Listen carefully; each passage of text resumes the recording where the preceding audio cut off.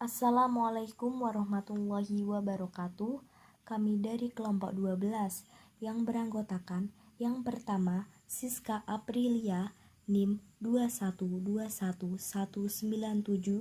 yang kedua Hamam Mudofar NIM 2121205, dan yang ketiga Pramesti Fadila Pamuji Putri NIM 2121222. Dosen pengampu Bapak Muhammad Fajar MPDI. Kami akan mempresentasikan keanekaragaman masyarakat Indonesia, dinamika dan tantangan masyarakat Indonesia, strategi integrasi nasional, dan isu integrasi nasional. Yang akan dibahas yaitu yang pertama, keanekaragaman masyarakat Indonesia, yang kedua, dinamika dan tantangan masyarakat Indonesia, yang ketiga, strategi integrasi nasional, dan yang keempat, isu-isu aktual integrasi nasional. Pengertian keanekaragaman. Keanekaragaman masyarakat Indonesia merupakan suatu kondisi kehidupan masyarakat Indonesia yang menunjukkan ciri khas dan perbedaan antara masyarakat yang satu dengan yang lainnya, mulai dari keanekaragaman agama, budaya, ras, dan suku, sehingga menimbulkan rasa hormat dan cinta terhadap keanekaragaman tersebut. Macam-macam keanekaragaman Indonesia. A. Keanekaragaman agama. Ada 6 agama yang diakui di Indonesia, yaitu Islam, Kristen, Katolik, Buddha, Hindu, dan Konghucu. B. Keanekaragaman suku. Indonesia memiliki lebih dari 300 kelompok etnik atau suku bangsa, lebih tepatnya terdapat 1.340 suku bangsa di Indonesia menurut sensus BPS tahun 2010. C. Keanekaragaman bahasa. Indonesia punya bahasa yang sangat beragam, beberapa contohnya adalah bahasa Jawa, bahasa Batak, bahasa Sunda, dan bahasa Betawi. D. Keanekaragaman adat istiadat. Keanekaragaman adat istiadat ini muncul dari kebiasaan atau aktivitas dari para nenek moyang mereka. E. Keanekaragaman budaya. Banyak sekali budaya yang ada di Indonesia. Hampir semua daerah memiliki ciri khas budaya masing-masing.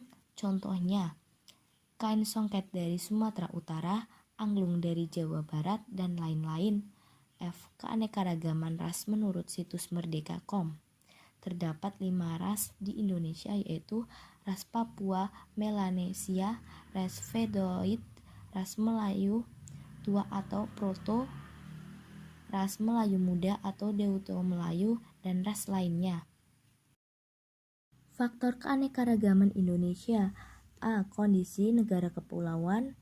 B. Lingkungan fisik yang ada di setiap daerah. C. Sejarah yang ada di setiap daerah. D. Kemajuan teknologi. Pengertian dinamika keanekaragaman Indonesia. Keberagaman Indonesia meliputi ragam agama, budaya, dan adat istiadat di Indonesia. Dinamika keberagaman di Indonesia merupakan pasang surut kondisi yang terjadi keberagaman di Indonesia dari masa ke masa. Indonesia yang bertransformasi dari negara semi-otokrasi menjadi negara demokrasi.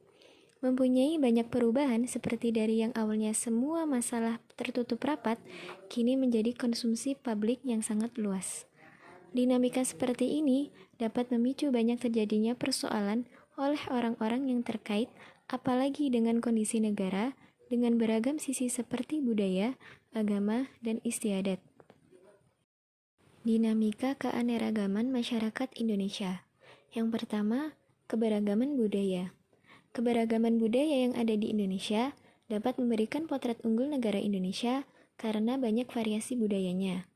Pengaruh positifnya yaitu bisa menjadi objek wisata dan mengembangkannya sebagai kebudayaan nasional sehingga bisa mengharumkan nama Indonesia di tingkat nasional. Namun di sisi lain, keberagaman budaya membuat antar suku sering terjadi kecurigaan. Karena setiap suku menginginkan hukum adatnya dianut dan pergaulan antar sukunya juga sering terhambat oleh bahasa dan budayanya masing-masing. Yang kedua, keberagaman agama. Konflik dalam keberagaman agama juga terjadi karena menipisnya saling percaya. Bukan hanya antar agama, melainkan sesama agama juga sering terjadi. Konflik ini bisa saja terjadi karena benturan pendapat atau munculnya faksi-faksi di berbagai komunitas beragama. Yang ketiga yaitu keberagaman adat istiadat. Adat dan istiadat di Indonesia sangatlah beragam dan harus dilestarikan. Dalam sebuah adat juga dapat terjadi konflik. Contoh konflik yang terjadi yaitu fenomena perang antar suku di Indonesia, yaitu Perang Sampit yang melibatkan dua suku di Indonesia, suku Dayak dan suku Madura, terjadi pada tahun 2001. Yang keempat yaitu keberagaman suku bangsa. Permasalahan yang muncul dalam keberagaman suku adalah sulitnya membina rasa persatuan dan kesatuan. Potensi munculnya perpecahan besar, potensi perpecahan berubah akan menghancurkan suatu bangsa dari dalam. Salah satunya adalah terjadi di Papua, yaitu perang antar suku dan ras. Yang kelima yaitu keberagaman bahasa. Salah satu kemajemukan Indonesia yang paling mencolok adalah keberagaman bahasa yang dimiliki oleh masyarakat atau kelompoknya di tiap-tiap daerah tertentu. Namun di balik banyaknya bahasa di Indonesia, terselip juga berbagai masalah dengan keragaman bahasa tersebut, mulai dari saling iri hingga peperangan antar suku, karena kesalahpahaman, salah satunya adalah kesalahpahaman yang terjadi di Papua. Yang keenam adalah ras. Secara umum, ras merupakan pengelompokan orang di bumi berdasarkan karakteristik umum yang mereka miliki. Indonesia adalah surganya banyak suku dan ras di Indonesia, namun tidak sepenuhnya indah. Banyak juga konflik akibat kesalahpahaman, akibat perbedaan ras dan budaya masing-masing. Contohnya yaitu konflik etnis Tionghoa dan Jawa di Surakarta dan konflik etnis Sampit dan Madura. Pengertian integrasi nasional. Integrasi nasional berasal dari dua kata, yakni integrasi dan nasional. Integrasi ini berasal dari bahasa Inggris yaitu integrate yang memiliki arti menyatu padukan, mempersatukan atau menggabungkan. Integrasi nasional adalah usaha dan proses mempersatukan perbedaan-perbedaan yang ada pada suatu negara sehingga terciptanya keserasian dan keselarasan secara nasional. Strategi integrasi nasional. 1. Mengembangkan dekorasi politik. 2. Mengaktifkan masyarakat sipil dalam area politik. 3. Memperkuat kepercayaan rakyat dengan cara menegakkan pemerintahan yang bersih dan berwibawa. 4. Menegakkan supremasi hukum gunanya untuk memperkuat posisi Indonesia dalam kancah politik internasional. 5. Bangsa Indonesia berusaha memelihara keseimbangan dan keselarasan fundamental. 6. Perekonomian berorientasi pada kesejahteraan rakyat. 7. Sistem ekonomi dikembangkan untuk memperkuat produksi domestik bagi pasar dalam negeri sehingga dapat memperkuat perekonomian rakyat. 8. Tiap-tiap warga negara berhak dan wajib ikut serta dalam usaha pertahanan dan keamanan negara. Usaha pertahanan dan keamanan negara juga dilaksanakan melalui sistem pertahanan dan keamanan rakyat semesta oleh Tentara Nasional Indonesia dan Kepolisian Negara Republik Indonesia sebagai kekuatan utama dan rakyat sebagai kekuatan pendukung. Isu integrasi nasional. Berikut kami lampirkan sebuah artikel yang membahas mengenai isu integrasi nasional saat pandemi COVID-19 pada tahun 2020. Pandemi dan integrasi nasional. Ancaman COVID-19 bagi integrasi nasional Indonesia di bidang ekonomi, politik, sosial budaya, serta pertahanan dan keamanan. Coronavirus 19 atau COVID-19 sudah menjadi masalah bagi semua orang. Walaupun belum terdampak atau merasakan penyakitnya secara langsung, banyak orang yang sudah mulai sadar bahwa COVID-19 merupakan hal yang tidak bisa diremehkan. Di Indonesia sendiri, virus ini sudah menginfeksi lebih dari 1.000 orang dan memakan hingga ratusan korban jiwa. Sejak artikel ini ditulis 14 April 2020, kasus COVID-19 yang terkonfirmasi yaitu sejumlah 4.839 kasus, 426 orang sembuh, dan 459 orang meninggal. Dampak akibat isu integrasi nasional COVID-19. Yang pertama, bidang ekonomi. Dampak COVID-19 yang paling terasa bagi Indonesia adalah di bidang ekonomi.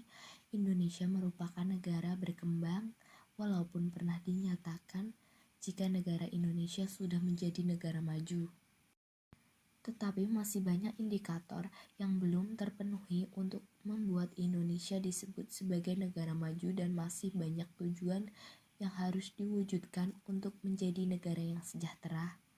Akibat mewabahnya virus Corona, tujuan-tujuan tersebut terpaksa harus ditunda sementara untuk mengatasi permasalahan yang ditimbulkan oleh virus ini. 2. Bidang sosial budaya. Karena COVID-19 sangatlah mudah menyebar, menular melalui kontak fisik atau bahkan udara, melalui tetesan air yang keluar dari hidung dan mulut, maka negara-negara di seluruh dunia menerapkan kebijakan social distancing hingga lockdown guna meredam penyebaran. Saat ini pemerintahan Indonesia hanya mengambil keputusan untuk menerapkan virus ini. Kebijakan social distancing dikarenakan beberapa hal. Kebijakan social distancing ini tidak serta-merta hanya memberikan keuntungan di sisi sosial budaya. Kebijakan ini memberikan beberapa ancaman. Yang ketiga, bidang pertahanan dan keamanan.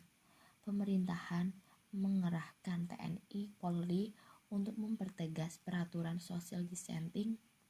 Hingga saat ini masih banyak oknum yang masih bodoh dengan adanya aturan tersebut. Masih ditemukan banyak remaja yang nongkrong di warung dan seringkali ditemui orang yang keluar rumah tanpa menggunakan pengaman apapun. Simpulan, integritas nasional merupakan penyatuan berbagai keanekaragaman yang ada di Indonesia, mulai dari keanekaragaman agama, suku, ras, budaya, adat istiadat, dan sampai keanekaragaman bahasa. Akibat dari keanekaragaman tersebut banyak sekali ancaman dan tantangan terhadap integritas nasional. Namun, integritas nasional punya strategi untuk menghalau semua tantangan dan perubahan yang terjadi di dalam keanekaragaman masyarakat Indonesia. Terjadi di dalam keanekaragaman masyarakat Indonesia, integritas nasional dapat berjalan dengan lancar jika para masyarakat mempunyai kemauan untuk mengikuti dan memahami keanekaragaman di negaranya, dengan saling menghormati, mencintai, dan menjaga satu sama lain akan membuat tujuan dari integritas nasional dapat terwujud.